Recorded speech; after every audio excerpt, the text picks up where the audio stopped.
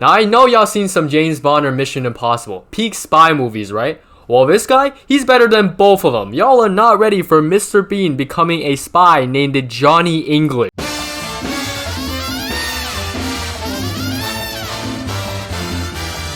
The movie starts off like every spy movie ever, with our character Johnny English sneaking into a building, but then he's caught by two dogs who bark at him. So what does he do? Conveniently pulls out two dog toys and gives them away. Yet somehow nobody came to investigate why the dogs were barking. Anyway, he sneaks in all James Bond style and gets held at gunpoint, but when I say he's better than most agents, I mean it. He knocks out two guys like it's nothing, secures the info, and a woman? But turns out it's all a dream, of course. He's not actually a spy. Instead, in real life, he's just an intelligence gatherer. He meets Agent 1 who he looks up to, and that man is crazy. He was able to throw a code perfectly and just a chef kiss of a perfect agent. Mwah. But then he dies in the next scene. Well, so much for perfection. Johnny and Bo, the guy next to him, talks about how they need to lead the next batch of agents who are currently carrying Agent 1's casket. Then their superior questions them and Johnny's like, oh, everything is fine, very secure, sir. And then the casket explodes, taking out every agent in the area. So guess what? Johnny gets picked by the Prime Minister to be the main agent, finally fulfilling his dream of becoming a spy. He arrives at this important building and tries to replicate Agent 1's signature move with the coat, but then it ends up flying out the window. He gets his ID and some papers to sign, but swap pens with a gold one that's secretly a weapon. He uses it and it ends up shooting the assistant on accident. He tries to cover up in front of his superior and they go into a meeting room to discuss the business. There's a plot to steal the crown jewels from the Tower of London, and the main sponsor is a multi-billionaire Frenchman named Pascal Sauvage, who owns a ton of prison worldwide and a distant member of the royal family. Meanwhile, the assistant is literally getting carried out by medics in the background, and Johnny's over here trying to distract the boss like,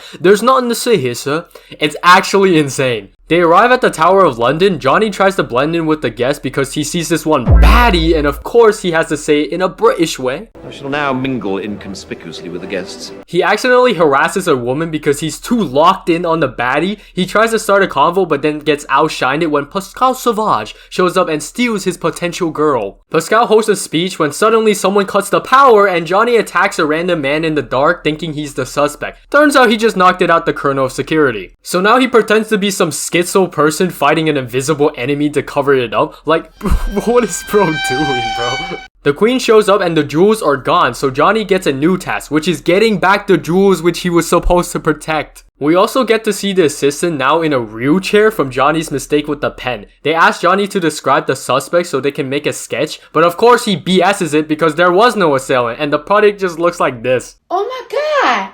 What is that? Johnny and Bo returns to the tower and gives info to the police about how they could have possibly get in, but he completely ignores the giant hole in the ground and almost falls in it. They investigate the hole and find the thieves loading up the jewels. They try to stop them and a gunfight breaks out. The bad guys escape, so Johnny and Bo have to steal a truck and chase after them. While they're chasing the car, Johnny decides to maneuver his way to their sports car and we get a whole chase scene of him dangling in it. He even blows up a ticket camera because it took a photo of him. Bo finally puts Johnny down and he chases the car. But plot twist, the car he's chasing is not the real one. The real car is going the other way. Johnny ends up interrupting a funeral, jumping across the casket like a maniac, and Bo drags him away, pretending he's a mentally unstable patient and from a mental institution. Meanwhile, Pascal has the crown and jewels. He reviews info that his family was denied the throne 200 years ago, so it's only right that, he steals the crown and jewels to make himself king for what they did to his family. They even 3D print the Archbishop of Canterbury's face to fake his identity and elect Pascal as the king. We get to see Johnny's embarrassing clips of him in his bathroom, but I mean, you gotta admire this man in his natural habitat. Bro's just being himself.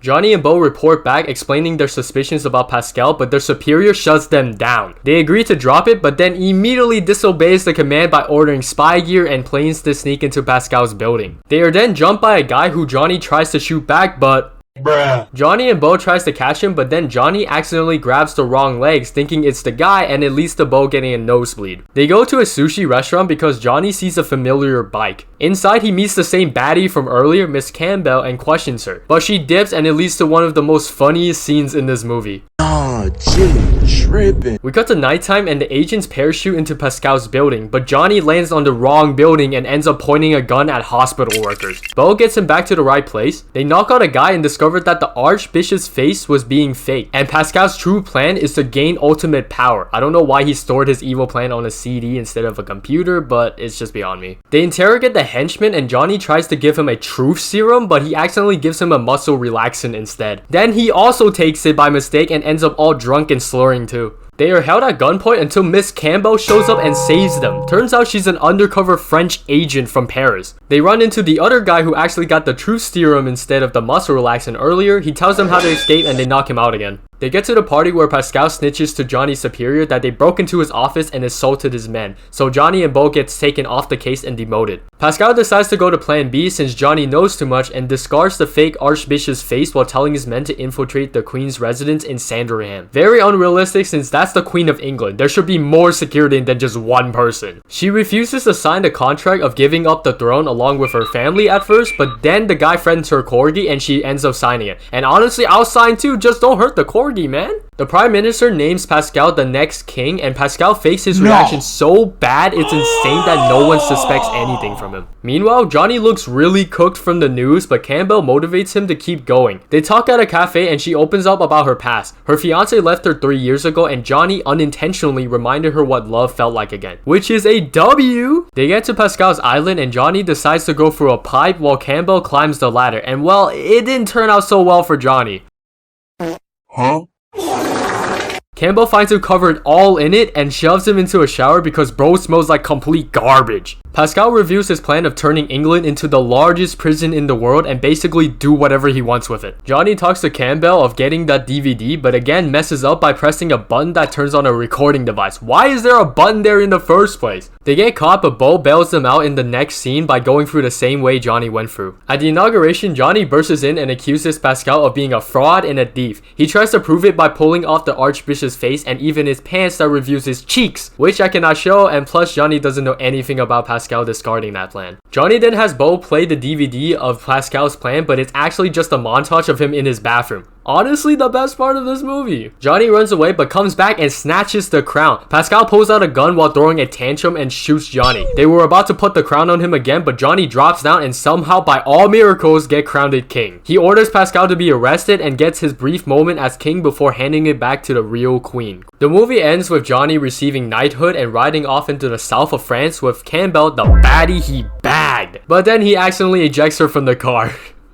Overall, a solid movie, and I give it a solid 8 out of 10 agents, and I still think this man is better than James Bond or Ethan from Mission Impossible. Plus, the actor was Mr. Bean. That's so peak. Like and sub for that alone.